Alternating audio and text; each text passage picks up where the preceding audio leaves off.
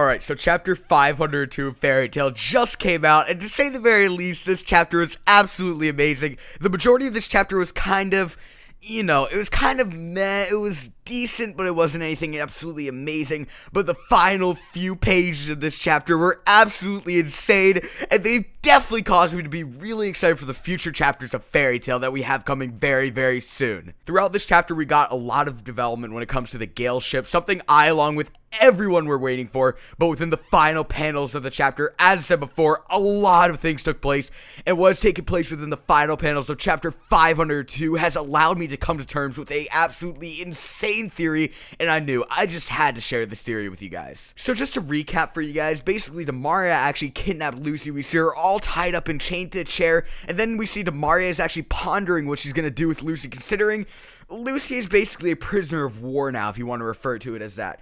But then we actually skip a few panels where we get some development on the Brandish situation. If you guys remember, last chapter, Demaria actually sliced Brandish with a sword and looked like Brandish was gonna die. But then poor Loshi actually comes in and actually saves Brandish, which was to be expected, to be honest. I mean, Brandish was not gonna die. Let's be honest here, guys. Brandish had no chance of dying whatsoever. While poor Alocia is actually tending to Brandish, though, she actually asks Brandish where Natsu is and reveals that she actually misdiagnosed Natsu's tumor. Now, this is absolutely huge in and of itself, but the next panel we get to see is just Natsu in the same room as Lucy, tied up to a chair, head down, and we see Demaria actually holding a sword to his neck. And this is as well the final panel of the chapter, and the chapter 503 is actually entitled The Last Sight I Beheld. This is absolutely huge, to say the very least. As well, poor Loshi actually said that the tumor she misdiagnosed earlier wasn't anti-ether nano, and that she's afraid of something far worse coming out of this tumor.